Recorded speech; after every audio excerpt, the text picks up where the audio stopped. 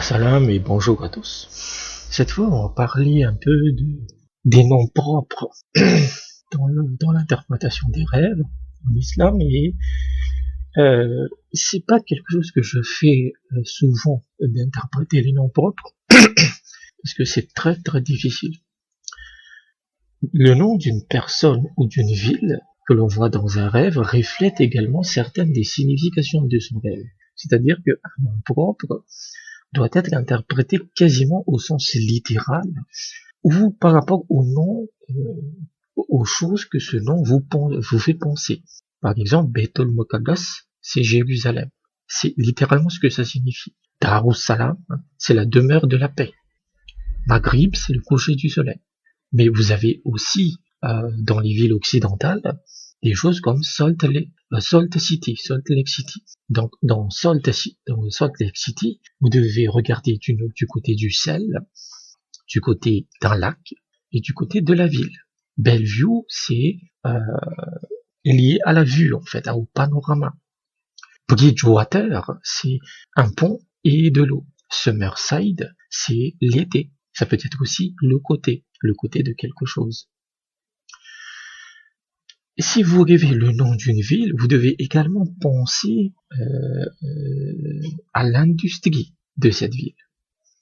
Ça peut, pour comprendre le rôle possible d'une personne, d'un lieu connu ou d'une ville dans un rêve, il faut également analyser la signification du nom de cette ville ou du nom de cette personne.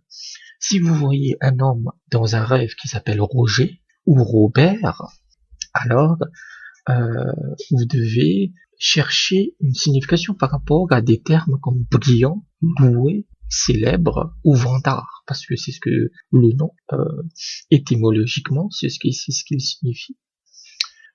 Si son nom est Charles ou Karl, par exemple, alors on devrait penser à quelque chose qui est développé, développé. Si le nom, par exemple, est Abel ou Ken, Abel et Ken, donc ça devrait interpréter selon les enfants d'Adam et leur épreuve.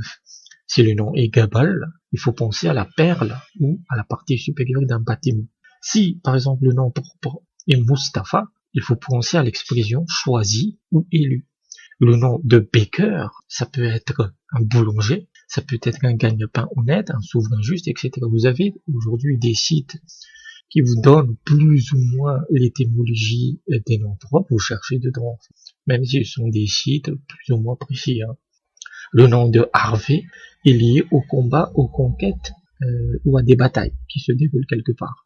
Si on rêve d'une femme qui s'appelle Elisabeth, vous devriez penser à un serment que vous avez fait à Dieu, car le nom d'Elisabeth signifie Dieu et mon serment. Si on voit une fille qui s'appelle Wanda, on devrait penser à la base, au vent, une verge, à l'autorité ou à un arbre.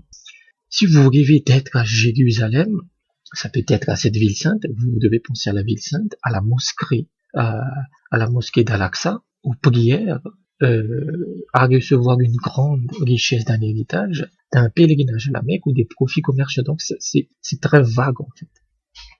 Donc je vous donne quelques exemples d'interprétation historique sur les noms propres. Le prophète a dit une fois, hier soir j'ai vu dans un rêve que nous visitions la maison de Uqba bin Rafi, puis Ratib bin Tab est venu et s'est joint à nous. Je l'interprète comme signifiant que nous allons nous élever dans l'honneur dans ce monde et dans l'au-delà et que notre religion sera fermement établie. Ici, en fait, le prophète a appris à interpréter le rêve par rapport au nom de Rafi, qui est le sens de l'honneur et de l'exaltation. Et le nom de Ratib bin Tab, c'est le sens d'une religion bénie, une religion qui a réussi. Un autre exemple, c'est Sharik bin Abi Shamr est venu voir Saïd bin al-Musaïb et a dit, j'ai vu toutes mes dons tomber en rêve. Et bin al-Musaïb a répondu, quelle calamité! Si votre rêve est vrai, cela signifie que tous vos proches mourront avant vous. Ainsi, Saïd, dans ce rêve-là, a interprété les dons à partir de la racine du mot canin. Donc même aujourd'hui, pourquoi ce sont des interprétations historiques? Parce que ça donne des bases, en fait, ça donne des références aujourd'hui. Si quelqu'un rêve que toutes ces dents tombent, c'est souvent lié à des décès dans la famille. Et pourquoi cette interprétation est vraie? Parce que le prophète l'a confirmé.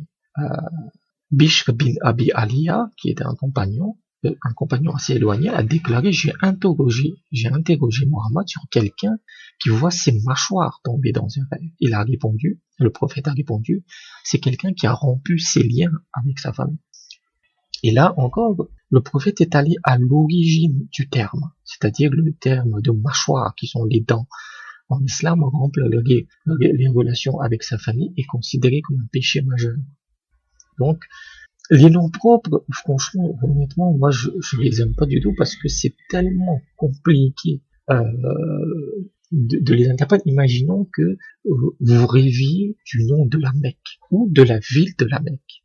Le fait que vous soyez musulman ou chrétien ou que vous n'avez pas de religion, que vous soyez athée, le son sera très différent. Pour un athée, c'est une ville quelconque. Pour un musulman, c'est la ville la plus sainte. Et pour un chrétien, c'est juste une ville comme une autre aussi. C'est la ville des musulmans. Donc, c'est vraiment très personnel, les noms propres, dans l'interprétation des rêves. Mais parfois, c'est l'élément le plus important. C'est que vous avez tout un rêve. On a parlé dans la dernière vidéo de l'anshidikun, c'est-à-dire que l'élément le plus important est le nom propre et le nom lui-même. Et tout le rêve n'est que de l'engroupage en fait. Donc il est aussi important de regarder un peu les noms propres. Si vous voyez que c'est le nom qui est vraiment prédominant, vous vous souvenez vraiment du nom, si c'est une ville, cherchez l'histoire de cette ville, c'est-à-dire aller à la racine, essayer de comprendre cette ville, c'est quoi son industrie, quels sont ses habitants, etc. Est-ce qu'il y a eu des affaires? Par exemple, il y a eu des interprétations dans des villes où il y a eu beaucoup de massacres. Et dans ce cadre-là, c'est le massacre qui est l'interprétation. Donc, voilà à peu près les noms propres dans l'interprétation des rêves. Merci et à bientôt.